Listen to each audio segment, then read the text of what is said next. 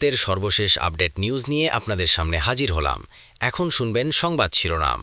শেষ মুহূর্তে পরিস্থিতি পাল্টে দিল ডক্টর ইউনূস। নির্বাচনের আগে ফাঁদে পড়ল বিএনপি। কার ফাঁদে আটকে যাচ্ছে পরবর্তী সরকার, ভেতরের ভয়ঙ্কর হিসাব ফাঁস। জামায়াত আমিরের অ্যাকাউন্ট হ্যাকের ঘটনায় বঙ্গভবনের সহকারী প্রোগ্রামার মোহাম্মদ সারোয়ার আলমের জবানবন্দিতে ফেঁসে গেল রাষ্ট্রপতি ও তারেক রহমান। আরও জানাব, আওয়ামী পুলিশের নির্বাচন বানচালের গোপন চক্রান্ত ফাঁস। হাদির লাশ নিয়ে কটাক্ষকারী ভাইরাল পুলিশ গ্রেপ্তার। এতক্ষণ দেখছিলেন সংবাদ শিরোনাম, এখন দেখুন বিস্তারিত। একটা সাধারণ খাম, একটা ডাকঘর আর হাজার হাজার মাইল দূরের একজন মানুষ।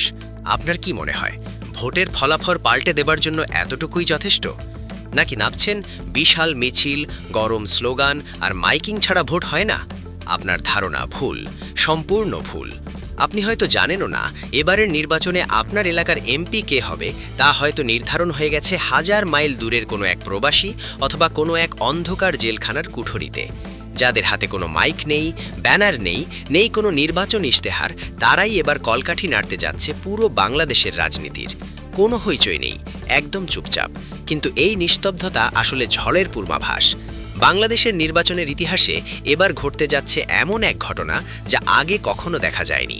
কাগজের এই ছোট্ট টুকরোটি যা ডাক বক্সে ফেলা হচ্ছে, সেটি হতে পারে ক্ষমতা বদলের সবচেয়ে বড় হাতিয়ার। হ্যাঁ, আমি পোস্টাল ব্যালটের কথাই বলছি। ভাবছেন এর নতুন কি? আগেও তো ছিল। এবারের অঙ্কটা ভিন্ন। এই পোস্টাল ব্যালট এবার কোনো সাইড নোট নয়, এটি এখন মূল গল্পের নায়ক। কিভাবে? চলুন সেই রহস্যের জট খোলা যাক। বাংলাদেশের নির্বাচনী আইনে পোস্টাল ভোট বা ডাকযোগে ভোট দেবার বিষয়টি নতুন কোনো ধারণা নয়। এটি আইনে ছিল, বিধিমালাতেও ছিল, কিন্তু বাস্তবে এটি ছিল অনেকটাই অদৃশ্য।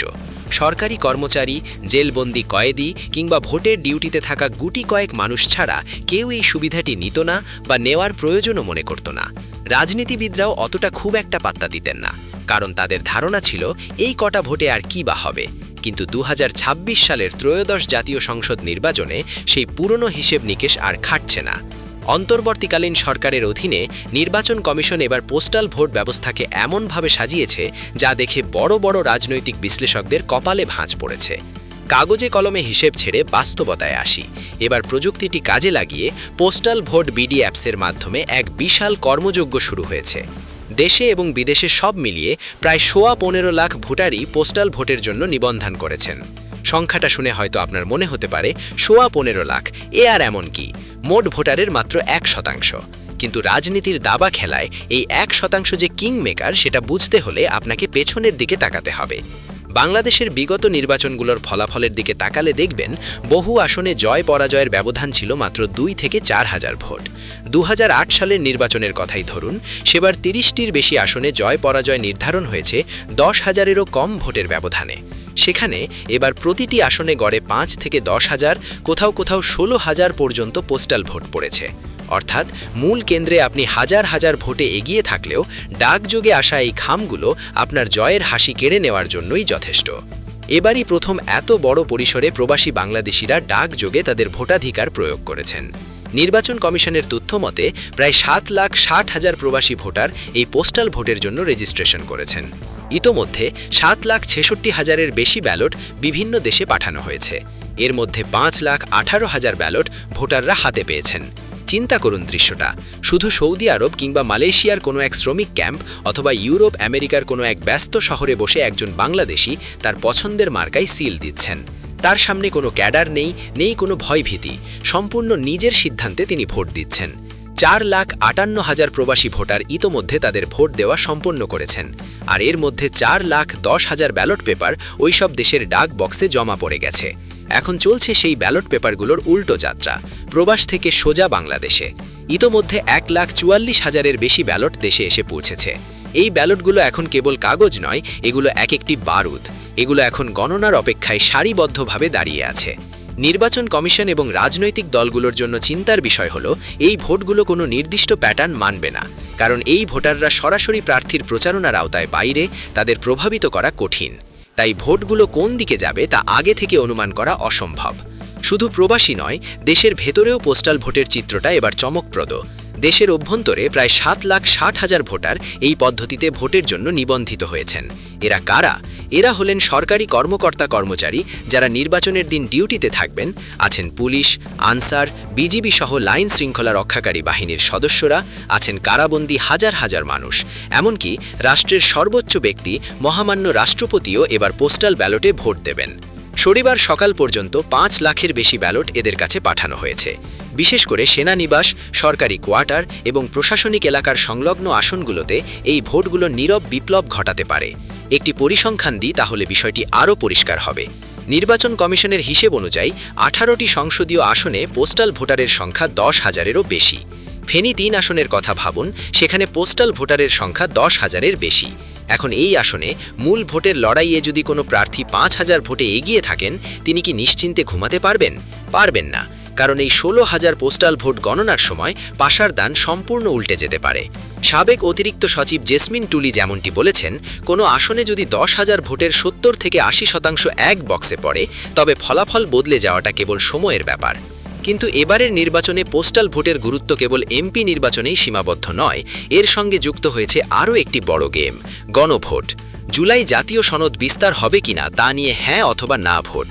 এখানে হিসেবটা আসন ভিত্তিক নয়, বরং পুরো 300 আসনের মোট ভোটারের যোগফল এখানে সিদ্ধান্ত নেবে। সংবিধান সংশোধন, দ্বিকক্ষ বিশিষ্ট সংসদ ব্যবস্থা, উচ্চকক্ষে আসন বন্টন, রাষ্ট্রের মৌলিক কাঠামো বদলের এই চাবিকাঠি লুকিয়ে রয়েছে ওই পোস্টাল ব্যালটগুলোর ভেতরে। অর্থাৎ যারা বিদেশে বসে বা জেলের ভেতরে বসে ভোট দিচ্ছেন, তারা সরাসরি সংবিধান পরিবর্তনের প্রক্রিয়ায় অংশ নিচ্ছেন। তাদের দেওয়া প্রতিটি হ্যাঁ বা না ভোট নির্ধারণ করবে আগামী বাংলাদেশ শাসন ব্যবস্থা কেমন হবে। তবে মুদ্রার উল্টো পিঠও আছে। এত বড় আয়োজন, এত প্রযুক্তি, তবুও শঙ্কা কাটছে না। সম্ভাবনা আর শঙ্কার দোলাচলে দুলছে পোস্টাল ভোট বিতর্ক। পিছু ছাড়ছে না অভিযোগ, উঠেছে প্রার্থী চূড়ান্ত হওয়ার আগেই নাকি কিছু ব্যালট পাঠানো হয়েছে।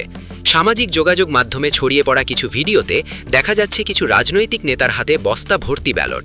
যদিও এসব ভিডিওর সত্যতা যাচাই করা কঠিন, কিন্তু এটি মানুষের মনে সন্দেহের দানা বাঁধতে যথেষ্ট। এছাড়া আন্তর্জাতিক পরিসংখ্যানও খুব একটা আশার আলো দেখায় না। বিশ্বজুড়ে পোস্টাল ব্যালট নষ্ট হওয়ার গড় হার প্রায় 24%, অর্থাৎ প্রতি 4টি ব্যালটের একটা গন্তব্যে পৌঁছায় না বা বাতিল হয়ে যায়। বাংলাদেশেও কি এমনটি ঘটবে? নিয়ম অনুযায়ী ভোটের দিন বিকেল 4টের মধ্যে ব্যালট পেপার রিটার্নিং কর্মকর্তার কাছে পৌঁছাতে হবে। ডাক বিভাগের দীর্ঘসূত্রতা বা লজিস্টিক সমস্যার কারণে যদি হাজার হাজার ব্যালট সময় মতো না পৌঁছায়, তাহলে সেই ভোটগুলো গণনায় আসবে না। তখন কি এই বিপুল সংখ্যক ভোটারের ভোটাধিকার মূল্যহীন হয়ে যাবে না? সংস্কার কমিশনের প্রধান ডক্টর বদিউল আলম মজুমদার বর্তমান ব্যবস্থাকে ব্ল্যাক বক্স বা কালো বাক্সের সাথে তুলনা করেছেন। অর্থাৎ অ্যাপের মাধ্যমে নিবন্ধন থেকে শুরু করে ব্যালট ট্র্যাকিং সবকিছুই ডিজিটাল হলেও মাঝখানের কিছু প্রক্রিয়া এখনও অস্পষ্ট। এই অস্পষ্টতাই সন্দেহ জন্ম দিচ্ছে। তবুও সব শঙ্কা ছাপিয়ে একটি সত্য দিবালোকের মতো পরিষ্কার। বাংলাদেশের নির্বাচন সংস্কৃতিতে এক বিশাল পরিবর্তন এসেছে। এতদিন আমরা রাজপথের মিছিল আর কেন্দ্রের দখলবাজি দেখেছি, এবার আমরা দেখছি ডাক বক্সের শক্তি। প্রযুক্তির কল্যাণে ভোট দেওয়ার প্রক্রিয়াটি অনেক বেশি আধুনিক হয়েছে। ডেটা আপডেট, ব্যালট ট্র্যাকিং সবকিছুই আগের চেয়ে উন্নত।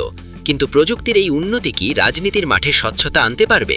এই পোস্টাল ভোট চুপচাপ এসেছে কয়েকটি নিভৃতচারী ঘাতকের মতো। কেউ টেরই পায়নি কখন এটি এত বড় শক্তিতে পরিণত হলো। এখন যখন ব্যালটগুলো দেশে ফিরতে শুরু করেছে, তখন টনক নড়ছে সবার। এই নীরব শক্তি আসলে কার পক্ষে যাবে? কে হাসবে শেষ হাসি? হাজার মাইল দূর থেকে আসা এই খামগুলো কি কোনো নির্দিষ্ট দলের ভাগ্য খুলে দিবে, নাকি সব হিসেব নিকেশ ওলটপালট করে দিয়ে নতুন কোনো ইতিহাসের জন্ম দেবে? সেটা জানার জন্য আমাদের অপেক্ষা করতে হবে ভোটের দিন বিকেল পর্যন্ত। তবে এটি নিশ্চিত, এবার শুধু কেন্দ্র পাহারা দিলেই হবে না, চোখ রাখতে হবে ডাকপিয়নের ব্যাগের দিকেও। কারণ এবারের নির্বাচনে বজ্রপাত আকাশ থেকে হবে না, হবে ডাকঘর থেকে।